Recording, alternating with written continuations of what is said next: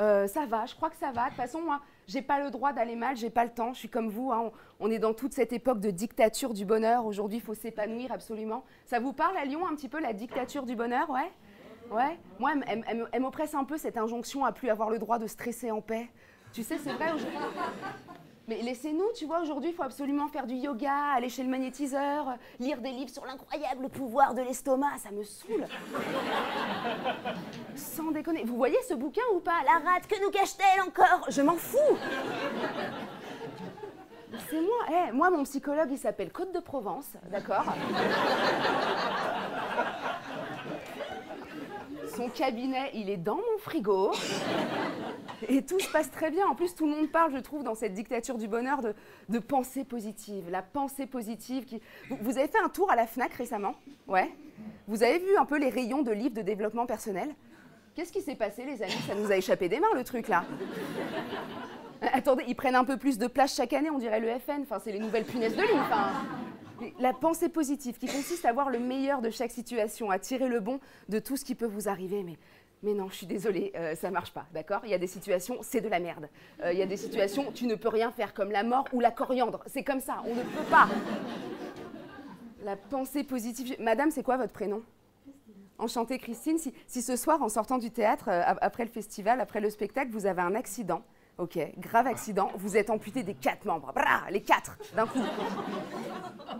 Pensée positive. Bon bah Christine, à part si ton grand rêve dans la vie, c'était d'être une quille. Hein? Attendez, auquel cas c'est chaud à quel point ça tombe bien. Il y a peu de voies d'amélioration, on est d'accord. Oh, c'est dur. C'est dur. Moi, je me suis beaucoup posé la question de comment m'épanouir. Un peu, c'est une question un peu générationnelle. Comment être heureuse? Qu'est-ce qui me pousse à me lever le matin? Je veux dire, à part l'envie de pisser, parce qu'aujourd'hui, il y a vraiment... Aujourd'hui, il n'y a vraiment que ça. Donc, j'ai fait un petit sondage avec mes potes. Je leur ai demandé, les gars, qu'est-ce qui vous motive un peu? On va pas se mentir, Netflix est en tête. Hein. Juste après le Ricard et le pesto, voilà. Non, en général, pour moi, m'épanouir, ça commence souvent en faisant ce que t'aimes dans la vie, en fait, en faisant le métier que t'as envie de faire. Et ça, comme le disait Bruno, c'est une question qu'on te pose super jeune. Qu'est-ce que tu veux faire dans la vie? Et moi, je trouve que là, bim, encore une fois, c'est un point de pression parce qu'on n'en sait rien. Enfin, on est d'accord, tu ne sais pas, moi, laissez-moi tranquille. Moi, les amis, tels que vous me voyez, j'ai 28 ans, c'est ma 3e reconversion professionnelle, d'accord? Je ne sais pas quel est mon rôle sur Terre, je suis encore ado, mon corps n'est pas prêt, d'accord? J'ai de l'acné encore à 28 ans, donc parfois je touche mon front, c'est écrit « T'es moche » en braille, je suis pas prête. Non, vraiment, regarde, non mais c'est un délire. Ah non, je peux pas. Je me suis convertie, Ah, c'est vrai, je viens de finir un an droit cutane, les gars, je m'en même pas.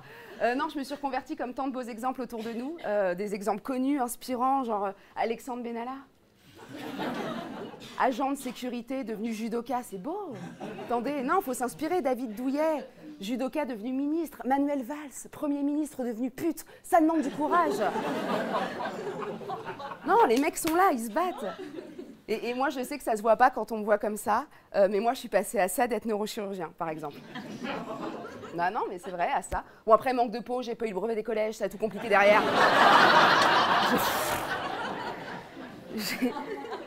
J'ai lâché le dossier et maintenant je suis là devant vous. Je suis artiste, hein, j'ai enfin, comme je vous le disais, une bonne raison de ne pas me lever le matin.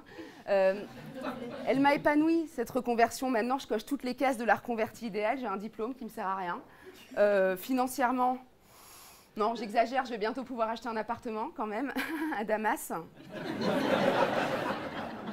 Et encore, ça dépend du quartier. Non, ceci dit, amis investisseurs, l'avantage avec Damas, moi j'ai flairé le filon, c'est que plus on avance, moins il y a de vis-à-vis. Donc à mon avis, c'est maintenant. Pardon, non, pardon, je sens que je vous ai un petit peu déprimé avec cette histoire de Syrie. J'essayais juste de faire chialer, j'ai envie d'un spritz, putain. Ah non. Non, trop de pression pour notre génération. Enfin, je veux dire, c'est dingue sur tous les sujets. On fait à peu près tous partie de la même génération ce soir. Bonsoir, messieurs, dames. Non, c'est fou. Vous le sentez, vous aussi, ou pas? C'est dur professionnellement, personnellement, sexuellement. Tu sais, il y a toujours quelqu'un qui vient te dire que tu fais pas assez bien, que tu fais pas assez vite, que tu fais trop avec les dents. Moi, ça m'oppresse. On parle de pipe.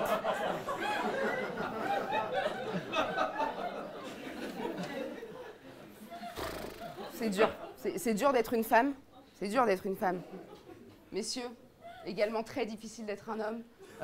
Moi, je suis fatiguée, je vous le dis, j'en suis à un moment de ma vie où je trouve que c'est dur d'être un être humain. Voilà, oh non, j'en ai marre, je voudrais être un chat, d'accord? Ok? Je voudrais être un chat. Non, c'est vrai, madame, depuis toujours, je dors beaucoup, j'adore le thon, c'est bon.